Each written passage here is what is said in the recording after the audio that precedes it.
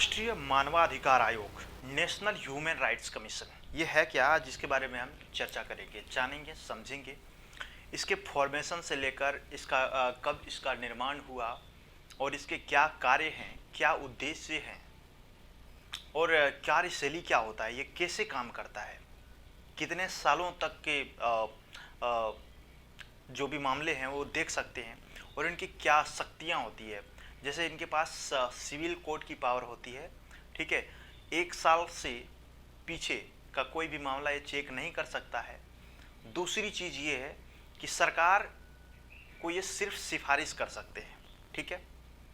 ये आदेश नहीं दे सकते हैं, ये कोर्ट जैसा नहीं होता है कि ये अगर कोई आदेश दे दिया, जैसे सुप्रीम कोर्ट ने किसी आदेश को पारित कराने का अगर सरकार को आदेश दे दिया तो सरकार को उसे पारित कराना उसका बाध्यता हो जाता है, बट इसमें ऐसा नहीं है। ये सिर्फ सिफारिश कर सकता है, ठीक है। हालांकि इसके सिफारिशों को सरकार मानते भी हैं और लागू भी करते हैं, लेकिन कुछ मामलों में नहीं भी लागू करते हैं। जिन मामलों में लागू नहीं करते हैं उस मामले को संसद में बताना होता है, उसमें एक कारण बताना होता है कि क्यों लागू नहीं किया गया है। ये सारी चीज़ें हैं, तो इसमें विस्तार से हम समझेंगे कि क्या कुछ प्रावधान है नेशनल ह्यूमन राइट्स कमीशन का, कैसे काम करते हैं, क्या कार्यशैली है, क्या फॉर्मेशन, कैसे इसका फॉर्मेशन होता है, इसके सदस्य कौन कौन होते हैं, कैसे चुने जाते हैं, ठीक उसी प्रकार से इसके जो सदस्य जो चुने जाते हैं उसको कौन चुनता है। ये सारी सवालों का जवाब आपको इस वीडियो में मिलने वाला है।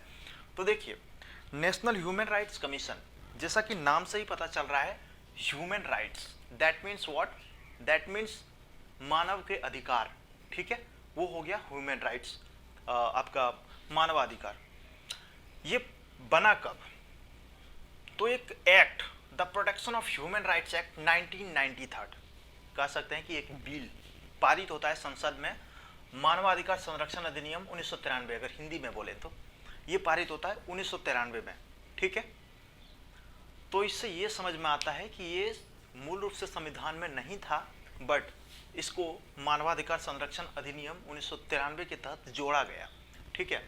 दैट ये नॉन कॉन्स्टिट्यूशनल बॉडी है बट स्टैट्यूटरी बॉडी है, यानी अगर हिंदी में बोलें तो नॉन संवैधानिक, जिसको गैर संवैधानिक कह सकते हैं, या ये सांविधिक निकाय है, ठीक है, सांविधिक निकाय है, जिसको स्टैट्यूटरी बॉडी बोलेंगे इंग्लिश में।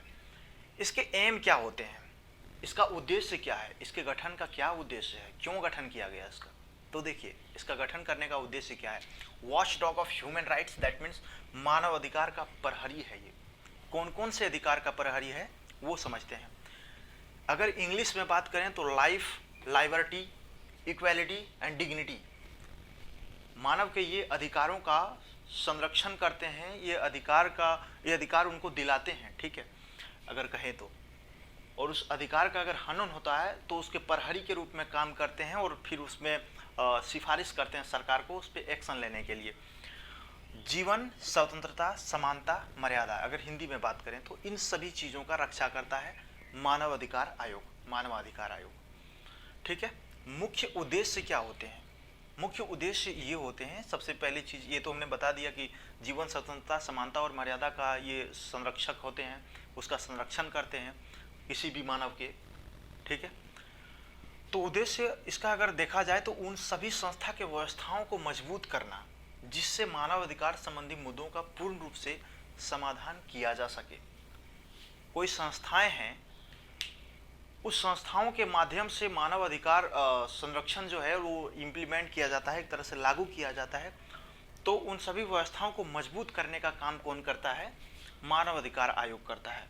सरकार का ध्यान मानव अधिकार की रक्षा की प्रतिबद्धता की ओर केंद्रित करना, दैट मीन्स सरकार को एक तरह से वहाँ पे उसका ध्यान आकर्षित करना, दिखाना, और अपने सिफारिशों के माध्यम से किसी भी व्यक्ति के अधिकार का अगर हनन होता है तो उस कंडीशंस में सिफारिश के माध्यम से सरकार तक बात पहुँचाना, सिफारिश करना कि इसमें क्या कुछ हो सकता है, क्या सज़ा हो सकता है, क्या प्रावधान हो सकता है।